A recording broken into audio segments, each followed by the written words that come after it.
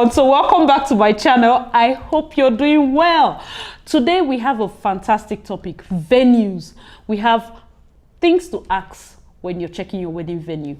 It's going to be a two-part series, so this is part one. My name is Asitonka Aggrey-Abah and channel is called Asy Darlyn because I'm such a darling.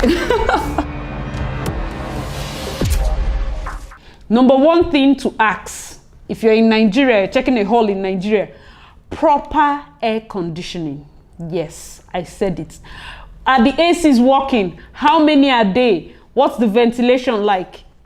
Where can people breathe from? It's very important to know that your hall has proper air conditioning. I mean, you don't want your guests to be sweating, and you don't want to also sweat. You spend so much money on your makeup. And the last thing you want is for your face to be dripping when you're in your hall. So you want to be sure that the air conditioners are working properly. Okay, so the second thing, ample car park. You want a hall where at least 80 to 90% of your guests are parked properly. Is the hall having ample car park? We know in Nigeria, of course, people say, oh no, I'll park on the road, I'll park here. You also want to be sure that there are parking attendants. Are there parking attendants attached? Will people just be maneuvering themselves and parking anyhow? No. Ask your hall person.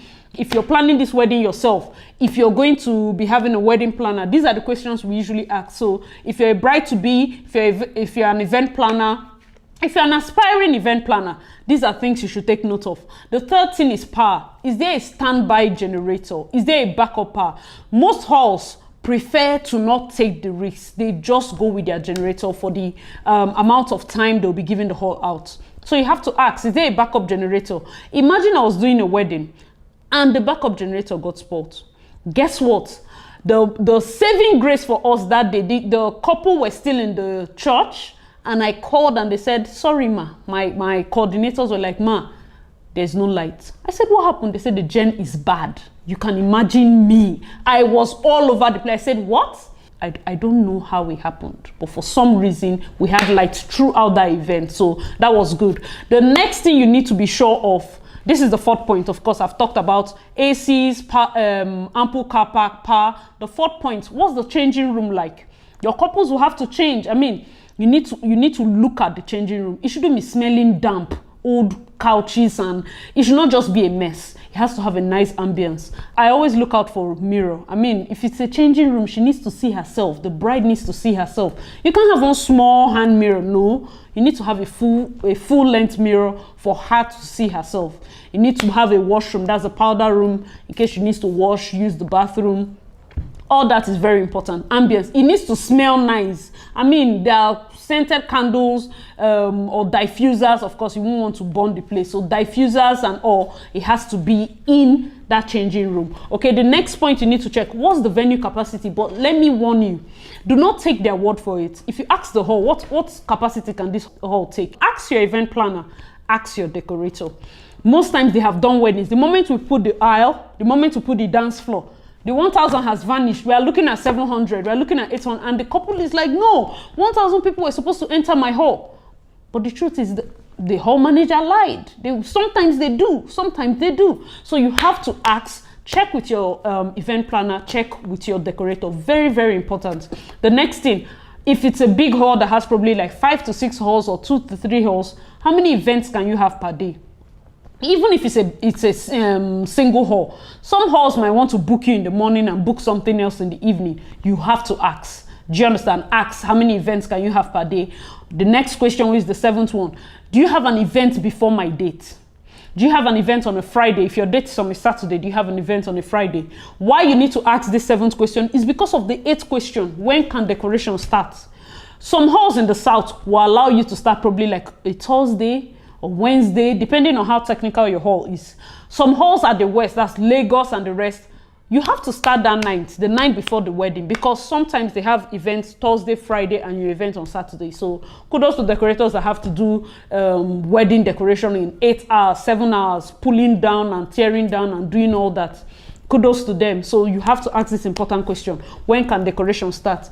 Another question you need to ask as part of the eighth question is, what are the restrictions? What are the restrictions? Well, can we hang? Can we nail? Can we bring in this? Can we bring, you need to ask, what are the decor restrictions in this hall? Is pyro allowed? That's special effects, fireworks. Is it allowed? Is low fog allowed? You need to be sure. Is open flame? Some halls don't allow open flame candles. So decorators use this, the faux candles that have these fake flames.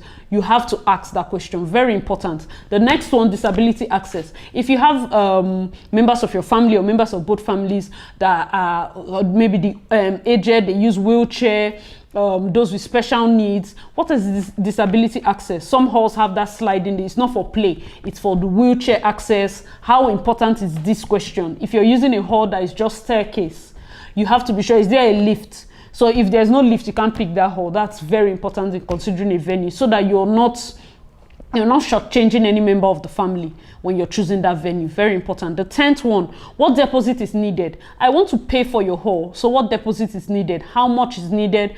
What's your refund policy? So if I pay for the hall and I change my mind, or we no longer want to get married on that date, that's exchange policy.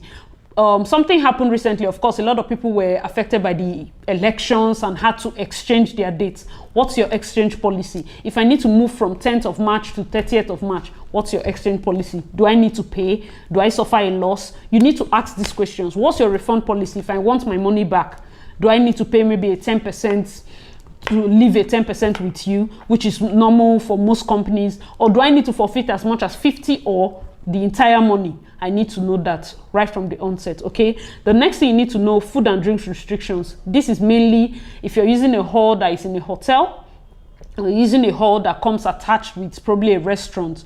You need to know if there are food and drinks restrictions. Can we bring our food? Can we bring our drinks? You need to know if we are bringing our food and drinks. Is there a certain charge we need to pay? You need to know this from the onset. What is attached to these food and drinks restrictions that you may have as a whole? Very important point. The next thing, how many hours are we getting for this money? This is very important because sometimes we have bride and groom saying, oh no, why did they switch off the generator at so point in this wedding I attended? And I'm like, okay, maybe they weren't clear on the number of hours that they were using the hall for. That is why I always ask my venue managers or whoever I'm using, how many hours are we looking at? So that you don't switch off the gen or turn off the sound while the event is still going on. So you need to ask how many hours. If I need to have an after party, what's the cost? Some people charge 100,000 naira, some people charge 50,000 naira, some people charge 25,000 naira. If you're watching us from out of the country, you just multiply that by 365 for the dollars, or 460 or 475 for those watching from UK, and that's for pounds. That's the amount you charge probably per hour that you extend the hall for. This amount they say is for their diesel, because like I stated at point 1 or point 2, that's for the power. They run generators all through. So if you're going to stay extra, you need to be sure how many hours, and tell the venue manager before time so you're not embarrassed. The last point for this part A series, refundable deposit for damages.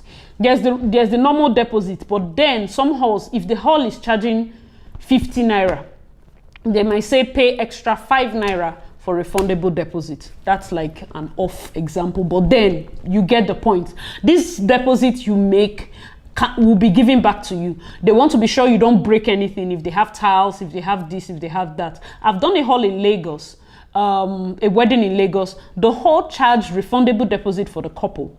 They charge refundable deposit to the caterers, to the decorators, to the DJ.